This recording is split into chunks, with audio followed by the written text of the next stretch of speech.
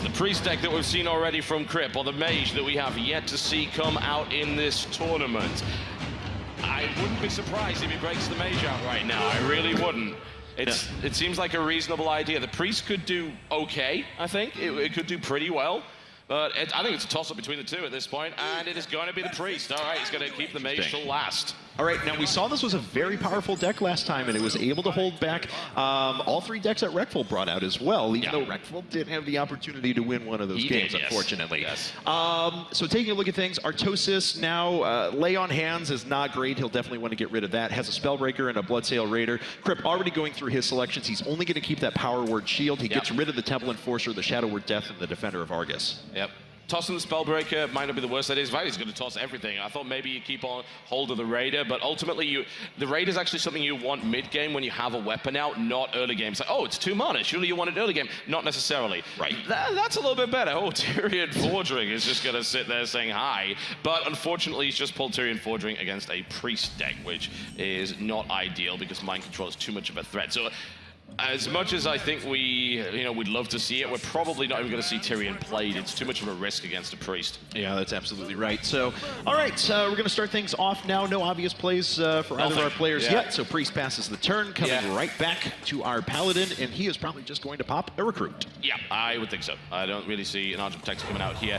And the Ooze could have been coined into, but if that happened, you've got to bear in mind that he knows his opponent's got 4 weapons. So he doesn't really want to waste the Ooze in that respect. So he's thinking about what he wants to do here and thinking, oh, do I really want to do the Ooze? He's actually just going to skip the turn entirely and then destroy the well. Yeah, I mean, an Ooze is so valuable against a Paladin deck. And it's going to come into effect right here. That 1/5 Sword of Justice just went out, and this is going to get oozed right away, much to the chagrin of Artosis. Artosis is not going to be happy about that. That is the ultimate destruction of a weapon right there, before it even got to be used. Right. So he's pretty happy about that, and then buffs it up to a 3/4. So Kripp's patience definitely paid off for him there. All right. Well, Imp Master is probably a decent play here. He's got 2 of them sitting around. Elder Peacekeeper against just a 3/4 Ooze at this point. Not going to be all that great. Yeah, I'd probably think about the Imp Master. He could do it.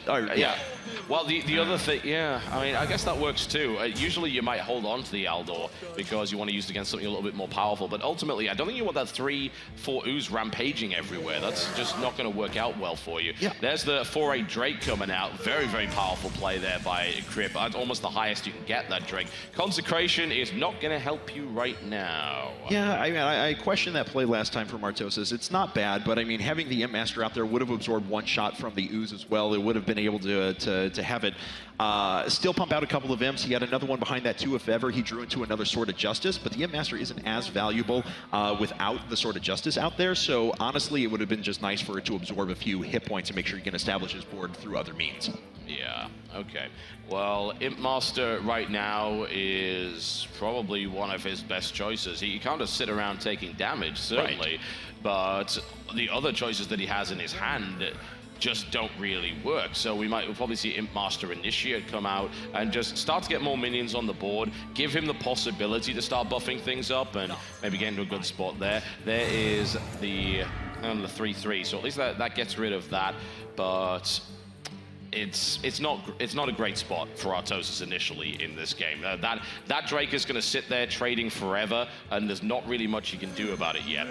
And just going through Artosis' deck list here real quick, there are 2 Spellbreakers, which he could potentially draw into right now to be able to help against that Drake.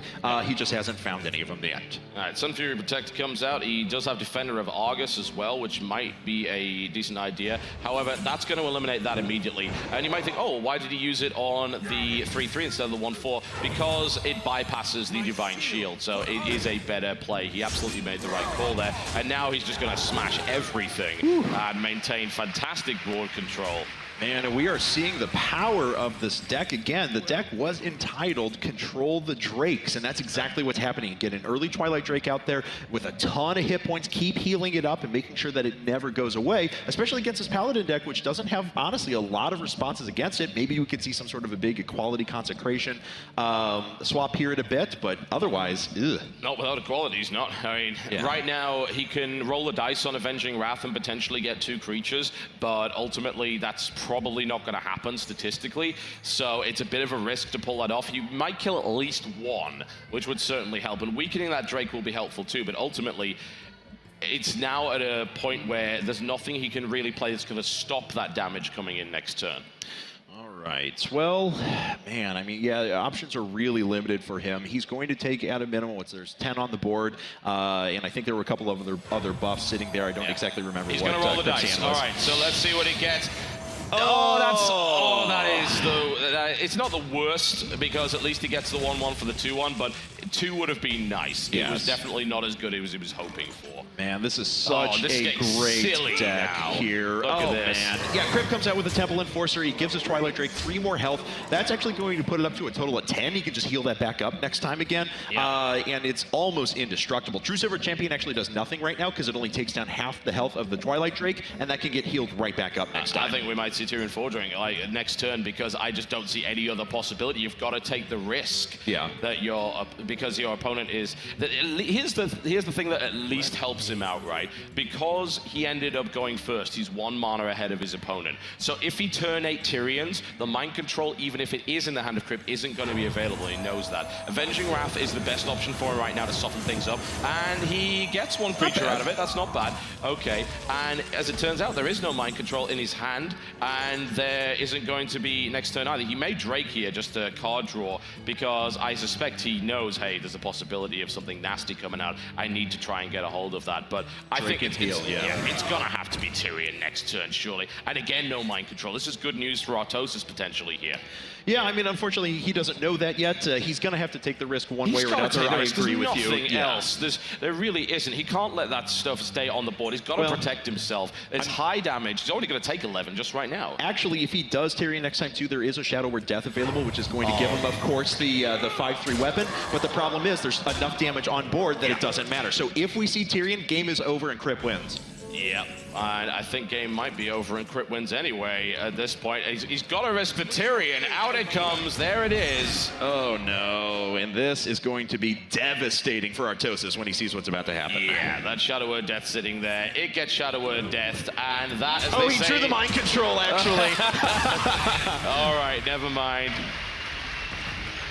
And there it is, 1-1 obliterated. That was crushing defeat there. That Priest deck has now gone 4-0 in the semifinals and finals, and it has been quite efficient for Kripp. Artosis, of course, was just dealt a loss. It is his second loss overall of the tournament, but we have a nice even match. We're 1-1.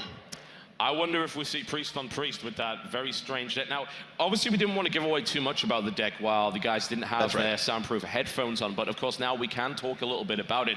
That deck from Artosis is very strange. It is sitting on a bunch of cards which are not commonly used all the time. Things like Prophet Velen, the legendary for the Priest, which actually doubles the effect of healing and damage. 2 circles of healing. Again, very strange card because it costs nothing, but it does 4 healing to everything. But the sting in the tail, 2 Alkanized Soul Priests, which are very strange cards because they change any healing that you do into damage. That's right. So you can wipe the board very effectively with circles of healing in that kind of scenario. With Prophet Velen, you can make things even nastier. All right, guys, well, our competitors are ready to go, so let's jump into game number 3 right now between Artosis and Kripparrian here at the finals of the InnKeepers Invitational.